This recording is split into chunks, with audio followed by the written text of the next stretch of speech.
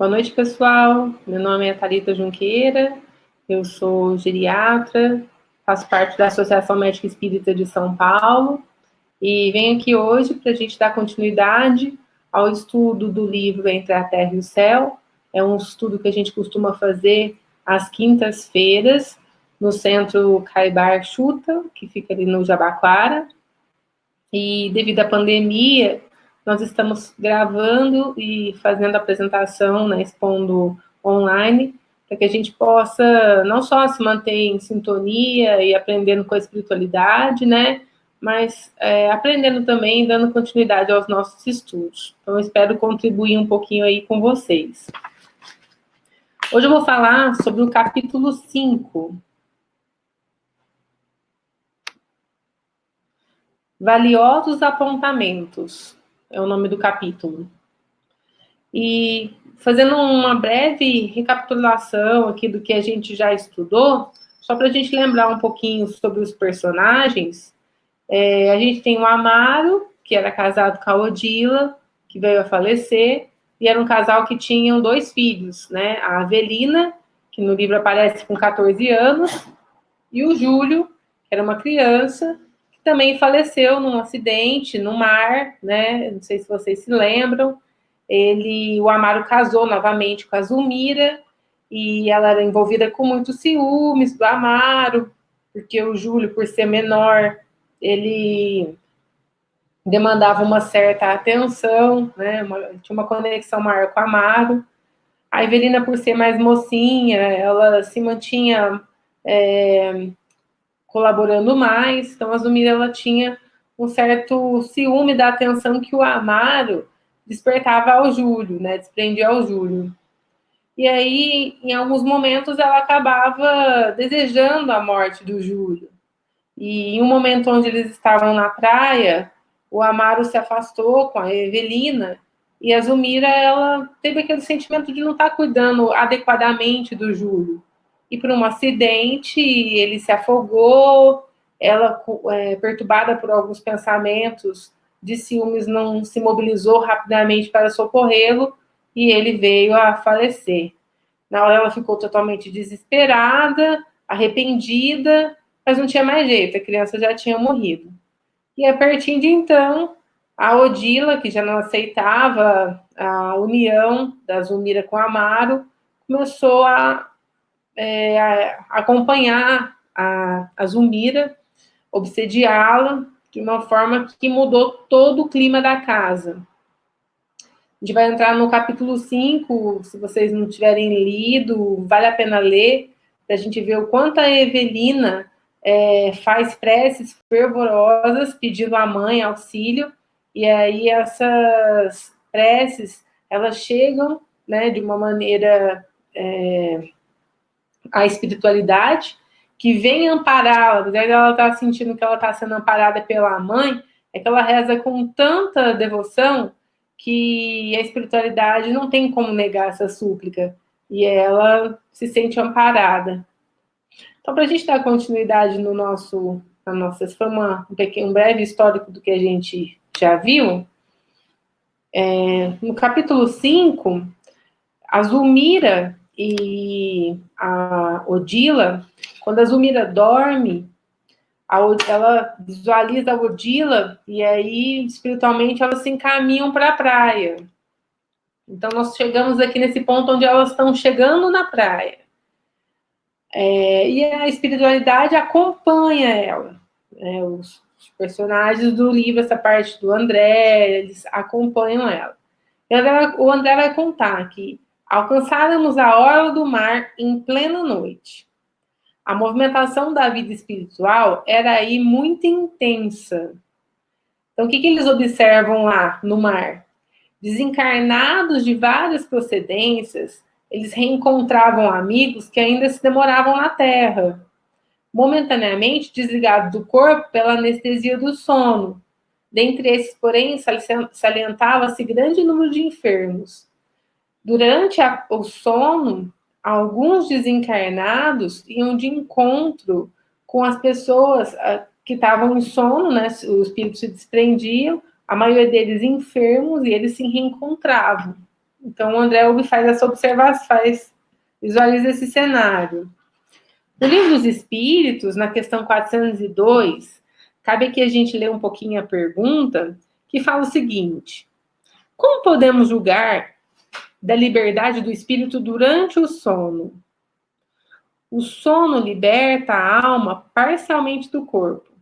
Quando dorme, o homem se acha por algum tempo no estado em que fica permanentemente depois que morre.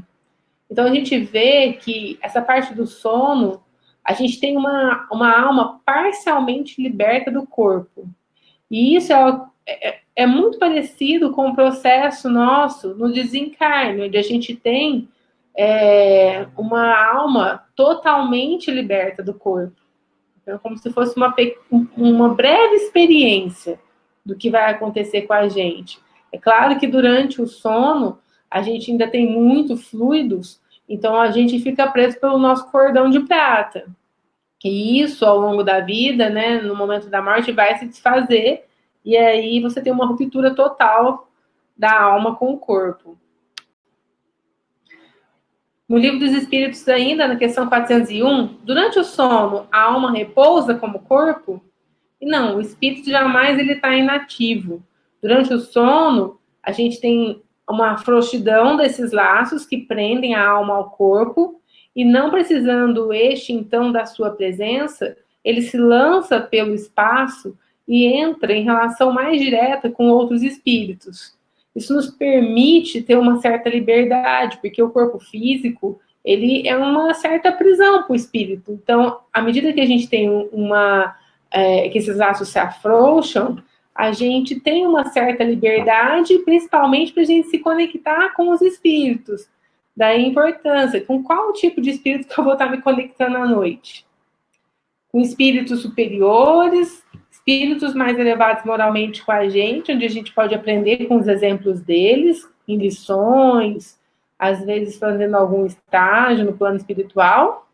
Ou será que a gente está se ligando a espíritos que estão vibrando talvez na mesma sintonia com a gente, que ainda tem bastante dificuldade em atributos morais, né? Se a gente está perdendo tempo a hora que a gente dorme? E aí, o Calderaro, no livro Instruções Psicofônicas, no capítulo 49, Calderaro nos traça o roteiro de ação durante o dia para que sejamos úteis a nós mesmos e aos outros durante o sono. Achei isso bem interessante. Calderaro é um personagem, é um espírito também que nos ajuda muito nesse livro. E no livro Instruções Psicofônicas, ele vem nos ensinar, nos alertar como que eu posso, durante o dia, me preparar para o sono, para que eu seja útil não só a mim, mas também para os outros, né, para as outras pessoas. Se vocês desejam partilhar semelhante concurso, dediquem alguns momentos à oração cada noite, antes do mergulho no refazimento corpóreo. Contudo, não basta a prece formulada só por só. É indispensável que a oração tenha base de eficiência no dia bem aproveitado, com abstenção da irritabilidade, esforço em prol da compreensão fraterna, deveres irrepreensivelmente atendidos, bons pensamentos, respeito ao santuário do corpo, solidariedade e entendimento para com todos os irmãos do caminho e, sobretudo, com a calma que não chegue à ociosidade, com a diligência que não atinge a demasiada preocupação, com a bondade que não se torne exagero afetivo e com a retidão que não seja aspereza contundente. Nossa, mas é muita coisa. Mas vamos pensar. Se vocês desejam partilhar de semelhante concurso, eu desejo ter um sono essa noite, onde eu possa ser útil ao meu espírito e a outra pessoa, a outro espírito. Dediquem alguns momentos à oração. Então tá, é um roteiro. Hoje à noite, antes de dormir, eu vou me preparar, né? E vou fazer uma prece, vou me conectar ao meu mentor, aos espíritos que me acompanham, né, espíritos moralmente mais elevados, que me protegem. E aí, supondo que esse exercício esteja sendo feito hoje, não basta uma prece formulada. É indispensável que a oração tenha base de eficiência no dia bem aproveitado. Ah, mas será que meu dia foi bem aproveitado? Aí vocês podem pensar, nossa, eu estou num período aqui de quarentena, fiquei o dia inteiro em casa, como é que eu vou fazer essa avaliação? Eu vou pegar só alguns pontos aqui. Será que eu me abstive da irritabilidade? Independente se eu sair de casa para trabalhar hoje no hospital, ou se eu fiquei em casa o dia inteiro fazendo home office, será que eu me abstive da irritabilidade? Façam uma autoanálise sobre vocês, sobre o que vocês vivenciaram no dia até agora. Será que esforço em prol da compreensão fraterna? Em vários momentos hoje, eu não me esforcei para ter uma compreensão fraterna. Aquele orar e vigiar. Vários momentos hoje eu me senti irritada, eu me senti sem esperança, eu me senti com medo. E o que eu fiz nesse momento? Eu estava dando todo o meu esforço? Talvez não. Talvez eu estava só me deixando levar pelo bombardeio de informações desagradáveis que chegam através do nosso celular, da televisão. Então, essa vigilância é importante. Uma outra coisa que ele coloca aqui é deveres irrepreensíveis atendidos, bons pensamentos, respeito ao santuário do corpo. Eu fiquei o dia inteiro hoje em casa, será que eu comi corretamente, saudável, para que eu possa ajudar a minha imunidade a produzir os anticorpos necessários para que eu me defenda? Ou será que eu fiquei muito ansiosa e aí eu pedi comida e eu comi pipoca e eu comi doce e eu ainda vou comer? Será que eu policiei isso? Porque se eu estou com fome é uma coisa. Mas será que eu não estou com fome de saciar a minha angústia, a minha ansiedade, o meu medo? E aí eu não vou saciar isso nunca com comida. Porque essa fome é uma fome de fé, é uma fome de confiança em si mesmo, em Deus. Então, depois, né, se vocês quiserem fotografar aqui e fazerem uma autoanálise, acho que fica aí o chamado.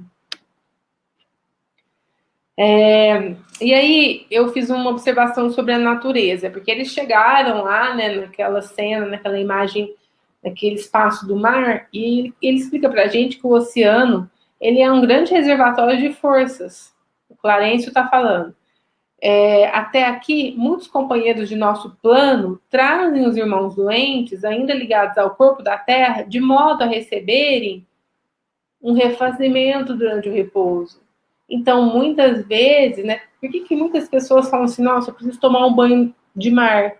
Porque a energia que revigora o nosso corpo é extremamente salutar. E até na espiritualidade, eles fazem trabalhos terapêuticos com o nosso espírito.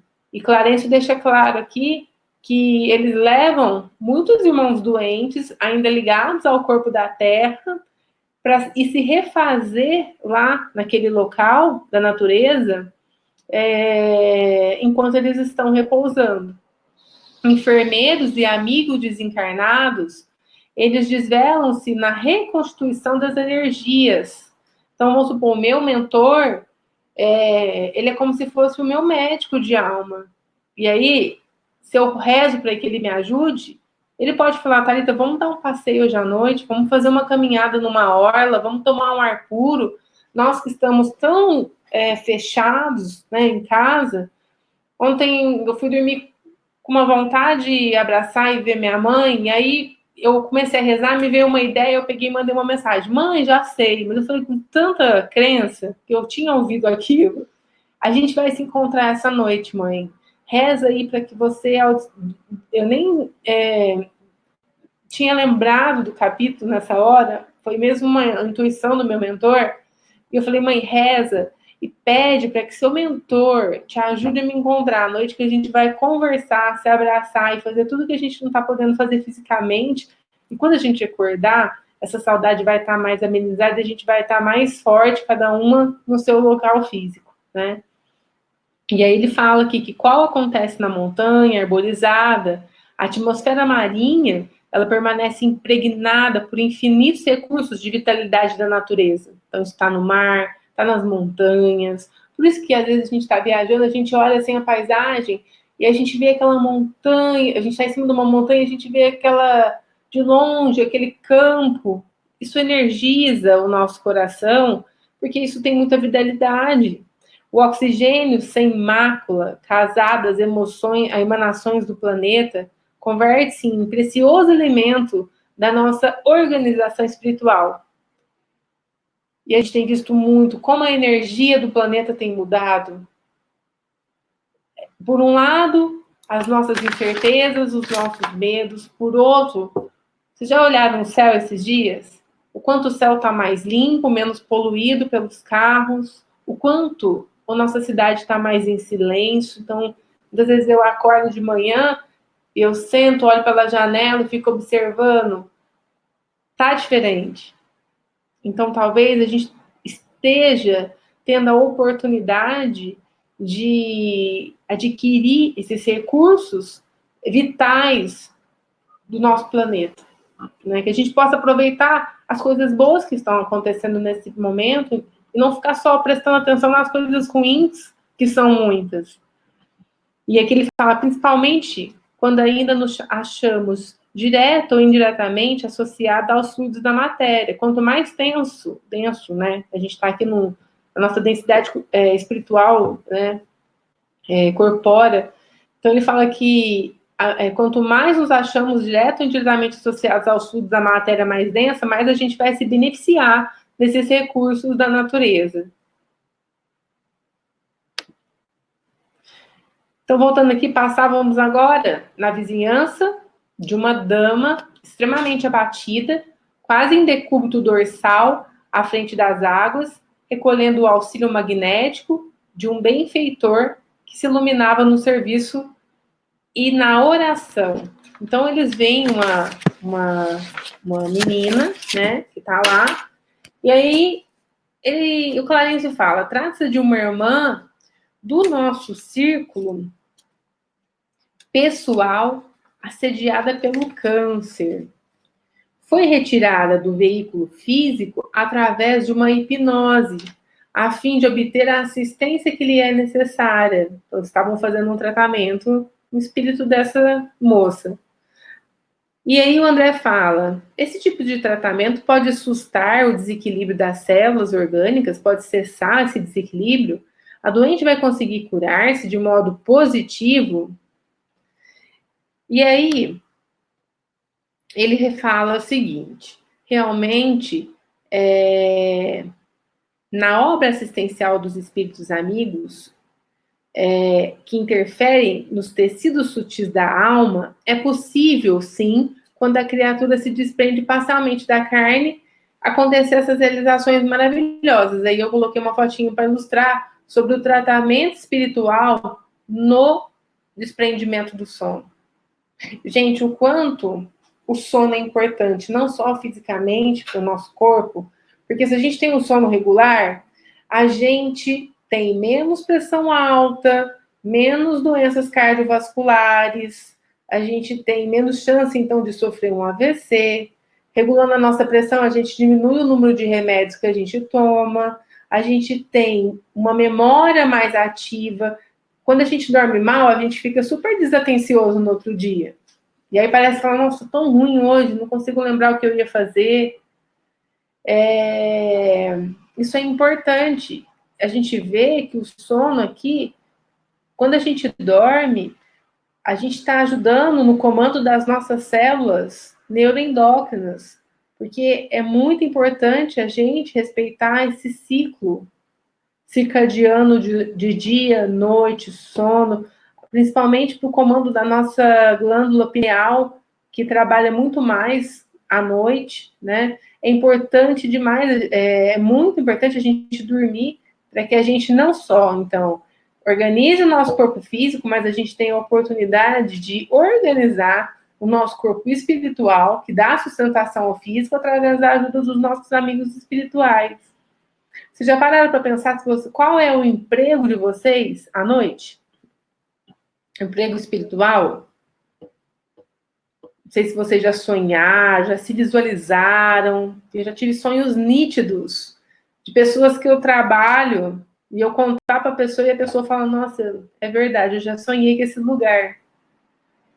Tentem se conectar a isso, porque são informações que, se a gente se conectar, às vezes a gente tem a oportunidade de sentir, se a gente não lembrar, que a gente sinta a satisfação de ser útil. Agora, se a gente não se prepara, a gente não se condiciona a buscar o que tem de bom à noite, às vezes a gente pode dormir e procurar um bar, procurar uma danceteria, ficar vagando pela rua. Qual é o nosso objetivo?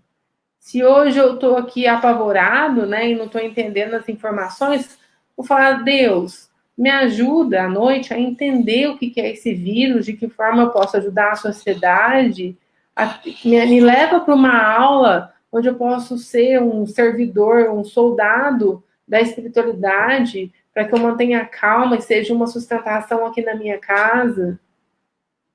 Você já pararam para pensar o quanto a gente pode ser útil, né? Para a gente e para os outros, né? Durante o nosso sono, bem saudável, né? E eu gosto muito dessa foto, coloco quase em todas as minhas aulas, mas para a gente explicar, principalmente porque tem muita gente que não sabe o que é corpo físico. O corpo espiritual, ele se divide em vários corpos. Então, simplificando aí, a gente tem o duplo etéreo, que liga o corpo físico ao perispírito, e o corpo mental, ligando o perispírito ao espírito. E o que a gente estava explicando é que o tratamento interfere nos tecidos sutis da alma. O tratamento à noite é feito no duplo etéreo, no perispírito. Então, eu coloquei aqui para vocês verem aonde é feito o tratamento, aqui nesse perispírito, e isso vai refletir no corpo físico. Atuando no centro perispirítico, por vezes, efetuamos alterações profundas na saúde do paciente, alterações essas que se fixam no corpo somático de maneira gradativa. A gente produz diversas células cancerígenas. Nem sempre essas mutações vão dar câncer. Por quê? Porque durante a noite a gente pode simplesmente alterar isso com a ajuda da espiritualidade. Energeticamente, a gente pode receber uma carga positiva e ser diluído. Agora, se a gente não colabora, a gente pode ficar mais doente, a nossa imunidade pode ficar mais alterada. Parem para pensar o quanto a gente pode ser o médico do nosso próprio corpo e da nossa alma. Nós comandamos o nosso corpo. A gente tem que ajudar no controle dos fluidos que Deus nos deu, para que a gente fique mais vitalizado, revitalizado e não doente.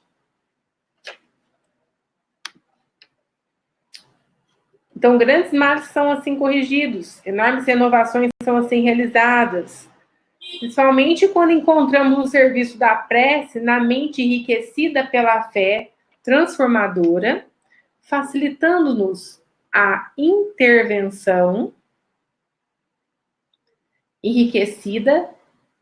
facilitando-nos, a intervenção pela passividade construtiva do campo em que devemos operar. A tarefa de socorro concretiza verdadeiros milagres.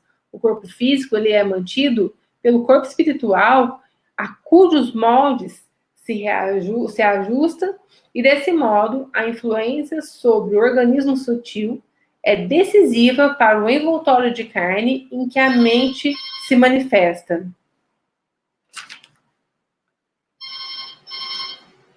E aí ele pergunta aqui, né? Será que essa moça ela vai conseguir sarar? Será que essa moça ela vai recuperar? E ele explica aqui assim que infelizmente por essa moça ela tá tendo um problema já avançado de câncer, com metástase, ela não vai conseguir sarar, ela não vai ter a cura do corpo físico. Porém, esses fluidos vão ser até transmitidos a seus familiares, para que ela tenha resignação e coragem no transe da separação. E aí eu fiquei vendo o quanto a espiritualidade nos ajuda, né? Muitas vezes ali durante o sono, né, o paciente ele consegue relaxar um pouquinho e dormir, e aí ele recebe fluidos que é transmitido até para a família, para que de uma forma mais suave eles sofram menos com a separação.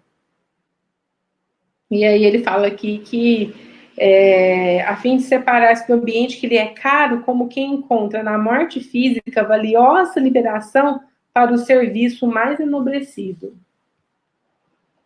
Ele faz esse adendo, né, explicando num único parágrafo quanto a gente aprende com o André Luiz, né?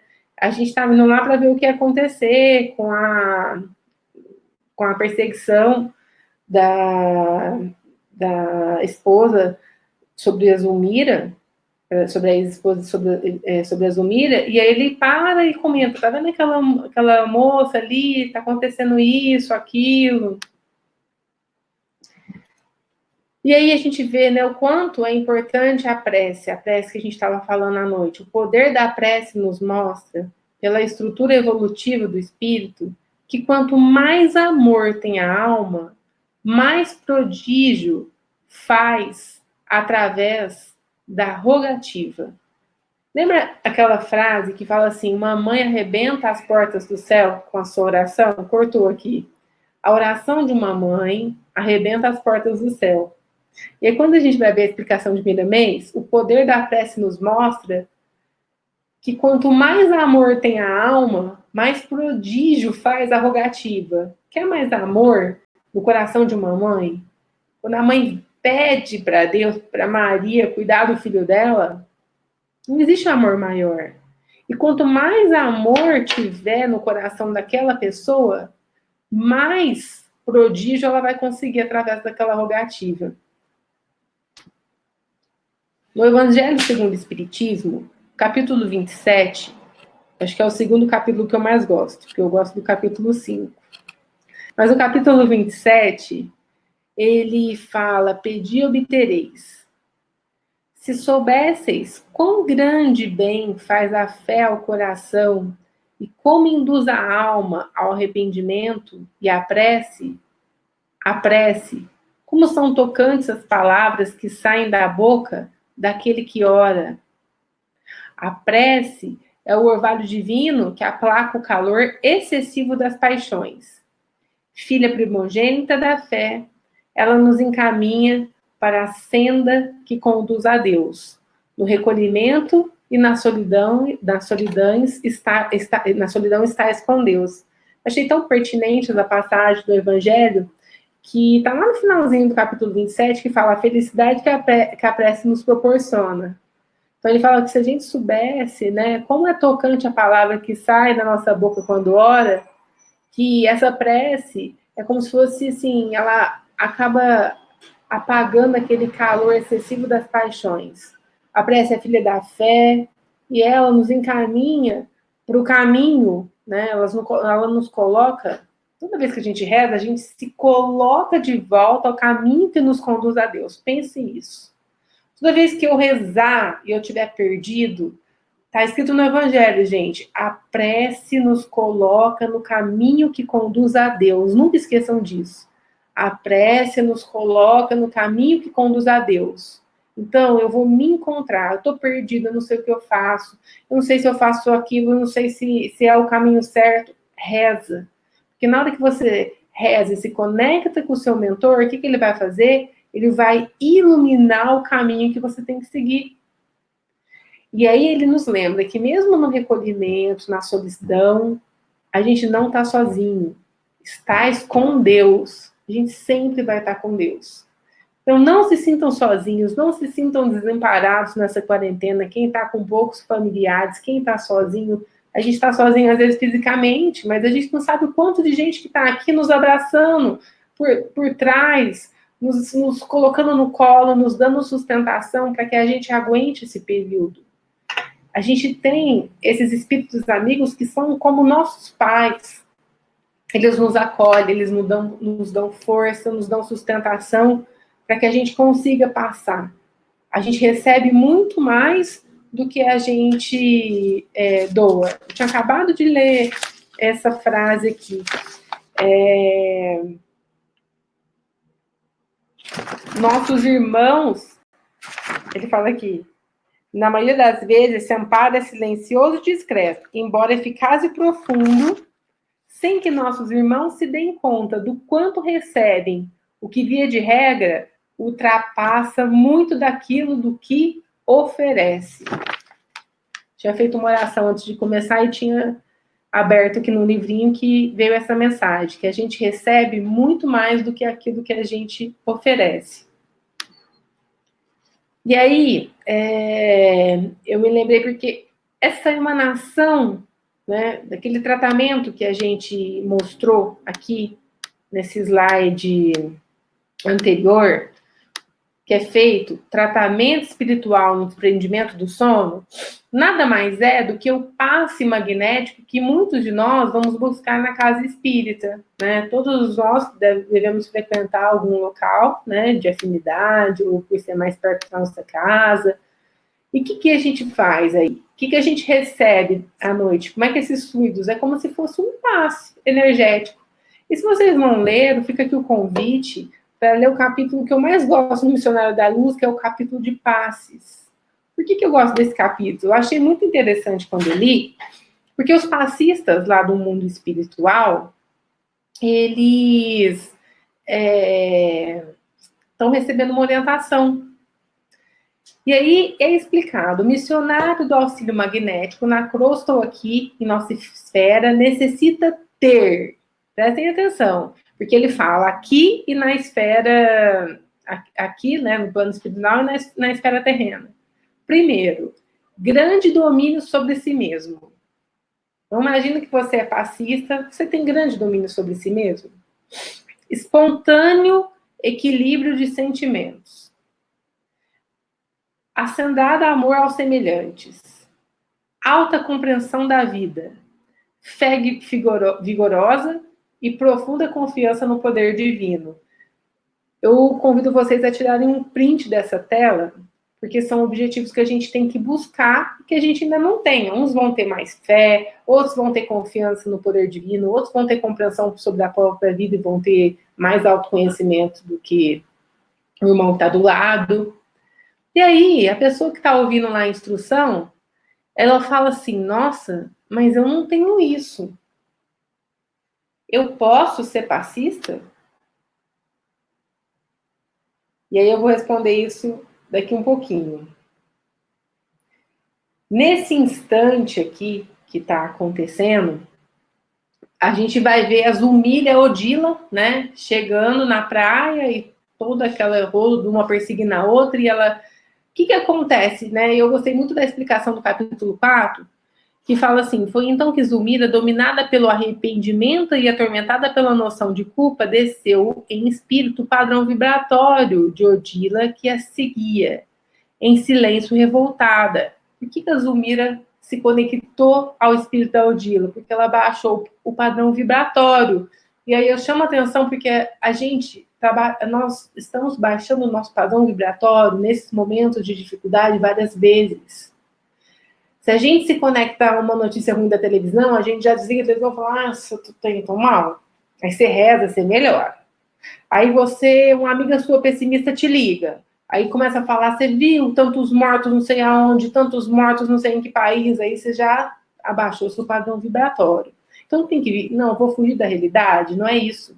Não é fugir da realidade, mas é evitar coisas que são desnecessárias, porque à medida que eu baixo o meu padrão vibratório, o que acontece?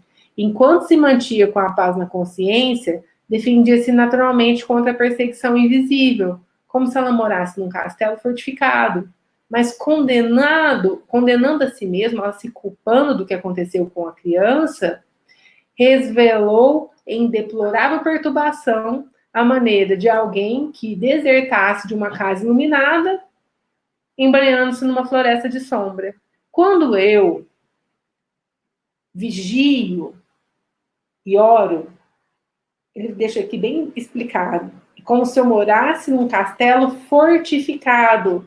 E as pessoas falam, nossa, eu vou conversar com fulano, ele me transmite uma paz, como se você entrasse dentro do castelo da pessoa. Você chega lá, bate, e a pessoa fala, entra. Aí tá vocês dois no castelo fortificado dela.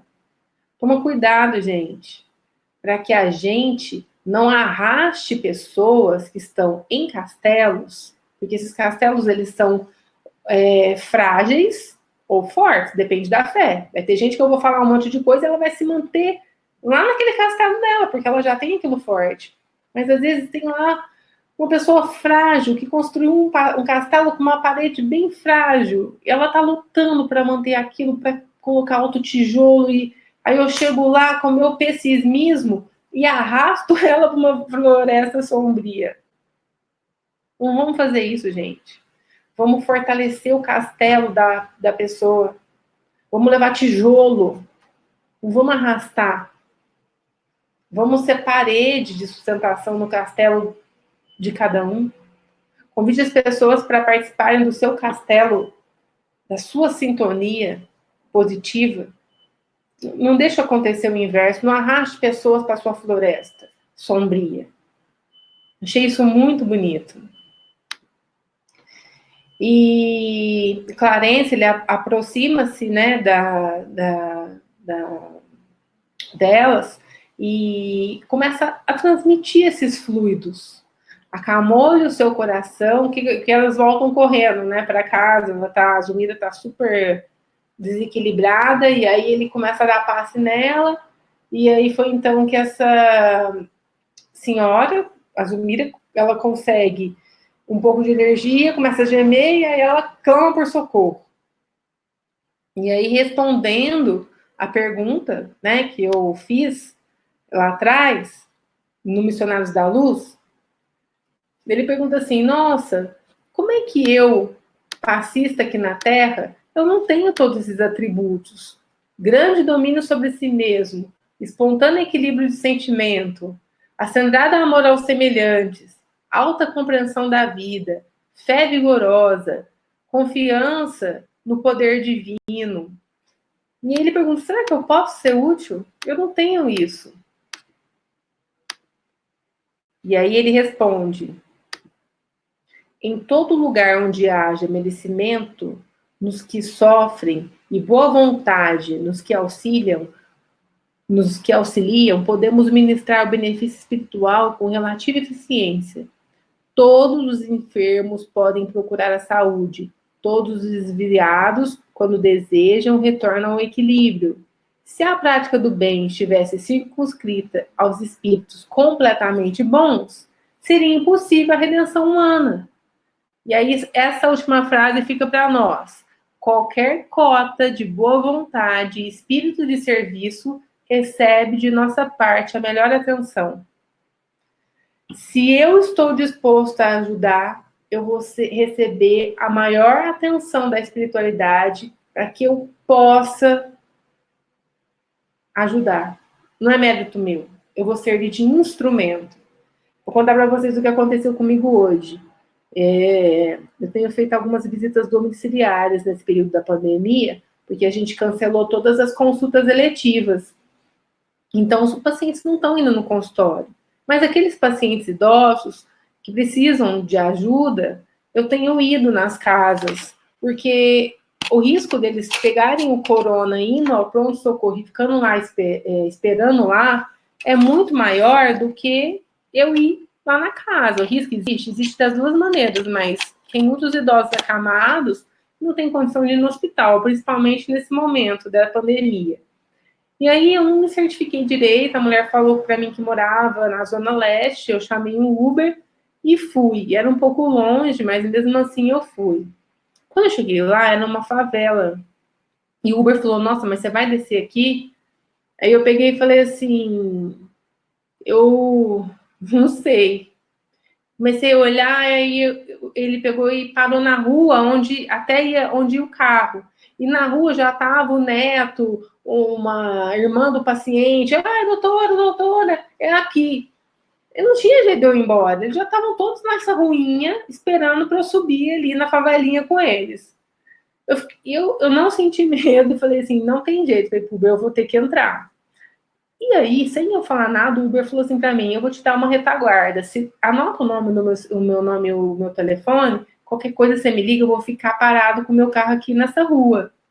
E eu desci do carro e fui. Quando eu cheguei lá, era um senhor cego, um senhor surdo e mudo, com uma demência avançada, com distúrbio de comportamento, morando sozinho nessa casa, incômodo, não tinha onde lavar a mão, não tinha uma pia no banheiro, tinha só um tanque lá fora, eu lavei a mão, um tanque muito sujo, com um monte de roupa suja, e essa senhora falou que estava ajudando ele, mas estava muito difícil, ele estava muito agressivo, ela não sabia o que fazia, ele não dormia já várias noites, e eles não tinham dinheiro para comprar remédio. E eu fiquei pensando, não tinha onde sentar, só tinha a cama dele quebrada e ele numa condição deplorável em cima da cama, sem guarda-roupa, sem nada.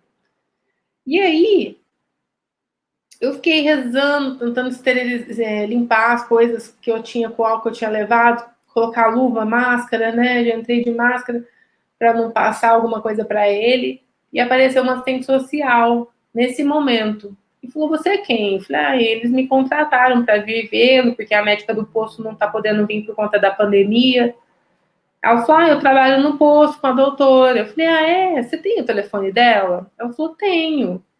Falei, será que ela se importaria se eu ligasse para ela? Isso, gente, tudo totalmente amparada pela espiritualidade. E aí ela me passou o telefone da médica, eu liguei, me apresentei, e aí a médica me passou o caso, me passou os últimos exames, me falou quais eram os remédios que tinha na UBS, que a gente poderia medicá-lo. Eu sugeri que a gente fizesse alguns exames, e eu pensei, como é que eu vou pedir exame? Esse senhor não vai ter condição, né? E aí a médica se prontificou a fazer os exames que eu estava solicitando. Ele tinha caído, batido a cabeça no começo do ano, ela me falou o resultado de uma tomografia. Falei, gente, foi Deus. Ele precisava tanto ser ajudado que eu cheguei naquele lugar, a assistente social chegou, ela vai lá uma vez por mês, eu consegui falar com a médica dele, que foi super atenciosa, eu mediquei ele com um remédio que tinha no posto, porque o sobrinho ia lá correndo pegar no posto com a médica, e aí, assim, eu me senti tão instrumento de Deus. E aí eu voltei e o Uber tava lá, como se fosse um segurança me esperando na porta, na rua da favelinha. E quando eu entrei no carro, o Uber falou, nossa, ainda bem que eu te esperei. Você não sabe o que eu vi aqui nessa rua. Você não ia conseguir ir embora. E aí, gente, nunca aconteceu isso comigo. Eu fui colocar no Uber para ver quanto que dava, né, o valor de lá até na minha casa, para eu saber mais ou menos quanto que eu ia pagar. É uma área de risco, não pode chamar Uber ali. Não sei como que eu iria embora se esse Uber não tivesse se oferecido a me esperar. Porque eu não ia ter como andar sozinha naquela região a pé, até numa área onde eu pudesse ligar para alguém me buscar. Aí eu cheguei e falei, mãe, olha o que aconteceu comigo. Nenhum momento eu senti medo, eu não sei nem como é que eu fui parar lá. Não tem, eu nunca aconteceu isso comigo. E o quanto esse senhor precisava, a forma como eu pude ajudá-lo, né? Então, assim, a gente faz um pouquinho. Eu estou contando tudo isso para a gente ver o quanto a espiritualidade nos ajuda a ajudar. Qualquer cota de boa vontade, espírito de serviço recebe da nossa parte a melhor atenção. E hoje eu só tenho a agradecer por toda a atenção que eu recebi da espiritualidade no cuidado com aquele idoso. Eu voltei assim, falei, gente, são coisas que um amigo meu falou, você vai ver o mundo pós-corona. São coisas que se eu não tivesse passando por essa pandemia, eu não teria ido tão longe, num lugar que eu não conhecia. Eu fui, assim, de coração aberto. Eles me pediram tanto, falei, eu vou lá ver o que eu posso fazer por esse senhor, né? E o quanto eu recebi de atenção da espiritualidade, o quanto eu fui amparada, e eu fiquei, assim, o dia inteiro grata por esse episódio ter acontecido. Então, assim, que uma frase de André Luiz que eu gosto muito, cada consciência, à medida que se aperfeiçoa e se santifica, aprimora em si qualidades do Pai celestial e mais coopera com Deus. À medida que a gente aperfeiçoa, que a gente luta para a gente melhorar moralmente, a gente vai pegando qualidade de Deus. E aí a gente vai colaborando mais e mais. Imagina a Falange de Bezerra de Menezes, o quanto eles colaboram com a gente. Imagine o quanto a equipe de Maria cuida da gente. Então, que a gente possa, melhorando a nossa consciência, né, ouvindo mais a voz de Deus que está na nossa consciência, para que a gente possa cooperar com Ele cada vez mais. E que a nossa atitude de hoje seja a nossa luz do amanhã. Então, gente, vamos tentar fazer a nossa parte hoje. Mesmo que o céu, muitas vezes, esteja escuro na nossa mente, lá fora ele pode estar lindo. Vamos tentar ver o melhor do que está acontecendo, vamos tentar ser positivo, vamos tentar dar o nosso melhor para que os nossos esforços hoje possam gerar, assim, uma luz no nosso manhã. Não esqueçam, gente, tá vendo essa foto que eu coloquei? Eu nem tinha pensado nisso. Foi uma intuição que eu tive durante o estudo mesmo, e essa frase ficou marcada. Toda vez que eu não souber o caminho que me leve a Deus, reze, tá no Evangelho. Vamos fazer uma prece, vamos pedir para o nosso mentor segurar a nossa mão e nos trazer de volta para esse caminho. Que é nesse caminho que a gente vai encontrar com Jesus e juntos a gente vai caminhar rumo a Deus. Muito obrigada por vocês terem me ouvido. Desejo de coração que vocês tenham muita paz no lar de vocês. E se eu puder contribuir de alguma forma, com informações, perguntas, eu fico à disposição pelo Instagram, Thalita Junqueira Geriatra. Vocês podem mandar mensagens. Eu estou à disposição de vocês. Um beijo grande.